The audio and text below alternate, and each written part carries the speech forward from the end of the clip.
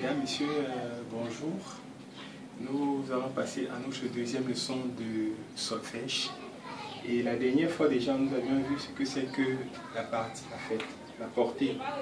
La partition, c'est ce qui est déjà installé à l'intérieur et qui donne une lecture possible, une interprétation. Mais là, pour le début, nous allons parler d'une portée parce qu'elle est encore vierge et encore vide. Et nous avons dit que c'était un ensemble de 5 lignes. 1, 2, 3, 4, 5. 4 interlignes, première interligne, deuxième interligne, troisième interligne, quatrième interligne.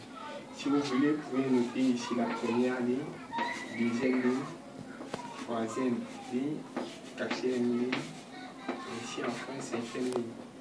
Vous avez ici votre première interligne, la deuxième interligne, troisième interligne, et la quatrième interligne. Vous notez comme vous voulez. Voilà. Pour aujourd'hui, nous allons passer à la notion de clé. Qu'est-ce que la clé? Avant, déjà, je voulais rappeler que la musique, n'est-ce pas, selon... nous avons le Danosaire ici, qui est un livre que vous devriez avoir pour la musique. La théorie de la musique par Danosaire. Voilà. Et Danosaire, justement, définit la musique comme l'art des sons, tout simplement. Alors, à partir du moment où la musique est l'art des sons et qu'elle s'écrit sur une portée où les signes, les différents signes sont placés pour interprétation, il est important de savoir maintenant comment est-ce qu'on peut traduire la lecture ou l'écriture des différents sons et pour qu'ils soient interprétés par la suite. Alors, une notion secondaire qui nous importera sera celle de la clé.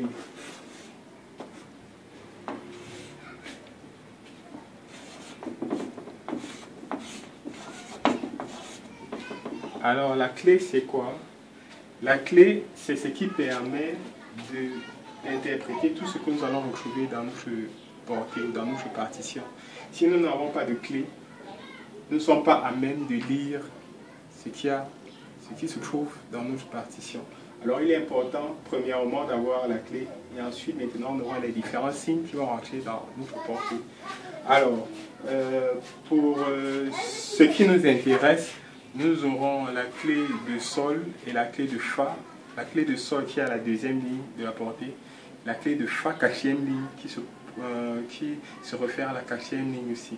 Donc, ce sont les deux clés qui vont nous intéresser. Les autres clés, effectivement, en musique, on a la clé de fa, troisième ligne. On a la clé d'ut, première, deuxième, troisième ligne, et éventuellement quatrième ligne. Nous n'allons pas épiloguer ou bien aller dans toutes ces autres clés-là. Nous allons uniquement rester dans les clés qui vont nous intéresser pour pouvoir travailler sur le piano. Alors, la clé de sol. Nous aurons premièrement la clé de sol. Et la clé de sol, pour la voir, je vais dessiner une ligne imaginaire, comme ça. Premièrement, je dessine ma ligne imaginaire. Et dessus, j'aurai les différents points. Nous aurons 1, 2, 3, 4, 5 intersections entre les lignes, la ligne et les autres. Et pour donc commencer avec ma clé de sol, je commence par la deuxième ligne. Je vais dessiner premièrement ceci. La première ligne, je dessine un C qui va de la deuxième à la troisième ligne. Ensuite, je dessine encore un C qui va aller de la troisième ligne à la première ligne. Ensuite, je dessine un autre C qui va aller de la première à la quatrième ligne.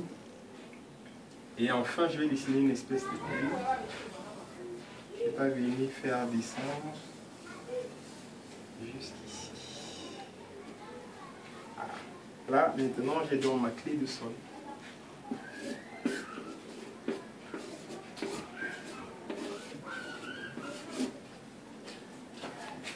fini avec la clé de sol. Maintenant, nous allons dessiner la clé de Fa qui est beaucoup plus simple et beaucoup plus facile à faire. Alors, pour avoir la clé de Fa, j'aurai ceci. J'espère que la craie se voit. Je vais juste me placer ici et je vais dessiner comme une oreille, comme ça, en mettant ici 2 points. Voilà. Là, je donne la clé de Fa.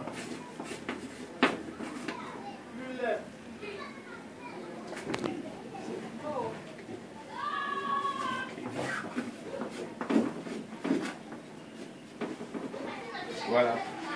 Donc là, présentement, j'ai donc ma clé de sol et ma clé de Fa. La clé de sol se détermine par rapport à la deuxième ligne. Voilà. Alors, la clé de Fa se définit par rapport à la 4e ligne. Nous reviendrons dessus plus tard. Donc, ici, la deuxième ligne va porter le nom de sol.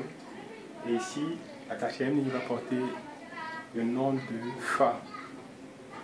Voilà pour les clés qui vont nous intéresser et avec lesquelles nous allons travailler.